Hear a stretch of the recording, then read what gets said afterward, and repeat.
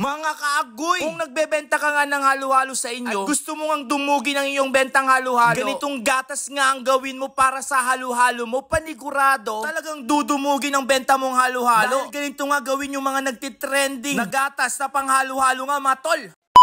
Kung gusto mo nga dumugi ng benta mong halo-halo, or may balak nga kayong magbenta ng halo-halo, ganito nga ang gawin yung gatas. Panigurado, magtitrending at dudumugin talaga ang benta mong halo-halo kapag ganito ang ginawa mo. Una ay gagamit nga tayo dyan ng Alaska Evaporada. Bubukas nga lang tayo dito na 4, isang condense nga na gamit nga natin ay jersey. Pwede nga rin kayong gumamit ng mga murang Evaporada, mga kaagoy. Karamihan kasi sa mga nagbebenta ng halo-halo, ganito ang ginagawa nga nilang gatas. Kaya nga sila dinudumog at maraming bumibili sa kanila. Dahil ganito nga mismo ang technique na gatas na ginagawa nga nila kung tawagin ay custard milk. Kung nagbebenta ka ng halo-halo, ito na yung sign para palitan mo nga ang inyong gatas. Promise, hindi ka magsisisi, makakatipid ka talaga kapag ito nga ang ginamit mong gatas. Bali, 4 nga lang iluluto natin dito na gatas na ipapakita ko nga sa inyo. Kung medyo nag-aalanganin nga kayong gamitin ito, subukan nyo lang kahit mga 2 or 4 na pirasong Evaporada. Subukan nyo nga lang, walang mawawala. Kung nag-work, edi congrats. Pero panigurado mag-work talaga ito kapag ganitong gatas talaga ang ginamit mo. Karamihan guys sa mga customer natin ang gusto nila sa halo-halo yung mukhang aesthetic, na talagang ma-attract talaga sila kapag bumili talaga sila ng benta mong halo-halo. Sobrang basic nga lang gawin nitong custard milk. Wala nga lang isang oras ang pagluluto nga nito. At habang pinapainit nga natin yung ating Evaporada sa ating kawali, yung apoy pala nun mga kaagoy, sobrang liit nga lang. Kukuha nga lang tayo ng 4 na piraso nga ng itlog. Separate ka natin yung egg yolk, kulay puti niya. Dahil lang kailangan nga lang natin dito mga kaagoy, itong kulay yellow. 4 pala ang ginamit ko dito dahil maliliit nga yung nabili nga natin ng mga itlog. Pero pwede na nga ang 3 mga kaagoy. Sobrang dali nga lang i-separate nga ito, basta't kontrolado mo nga lang. Ganyan nga lang mga kaagoy. Kusa na rin kasing ihiwalay yung kulay puti niya. Hanggang maiwan nga ay yung kulay yellow. Ayun, nahaluin nga lang natin ito ng maigi hanggang makrumble nga natin ito. Kailangan walang makitang muo-muo nga dito mga tol. At pagkatapos maglalagay nga lang tayo ng asukal na pampatanggal nga ng lansa. Kahit isang kutsara nga lang na asukal dyan mga kaagoy, saka mo haluin ng maigi. At eto na nga Evaporada natin mga kaagoy, kumukulo na nga ito. At kapag kumukulo na nga ito, ang susunod naman natin na gagawin, ay ilalagay na nga natin dito yung ating condense. Ngayon, habang nilalagay mo nga itong condense mga tol, sabayan mo nga ng paghahalo nga ito. Para mabilis nga kumalat nga yung tamis nga nitong condense na inilagay nga natin. Ganyan nga ang pangalawang step nga na gagawin nga natin para makagawa nga tayo ng masarap na custard milk. At pagkatapos maglalagay nga lang tayo ng konting pinainit nga at ihalo nga natin ito sa ating itlog. At saka dahan-dahan nga lang natin ito ibuhos nga mga tol. Kapag naibuhos na nga natin ito, saka naman na natin ito haluin na ulit. Kapag hindi mo nga masyadong nahalo ito, may chance talaga na mamuo talaga yung itlog. Kaya haluin lang natin ng haluin ng maigi. Ngayon, maglalagay nga tayo dito ng tubig mineral. Bali, 4 nga ng milk ang ating ginamit na Evaporada at isang condense. Ang sukat naman ng ating gatas ay nasa 6 na baso. Pwede nyo ang gawing 8 or 10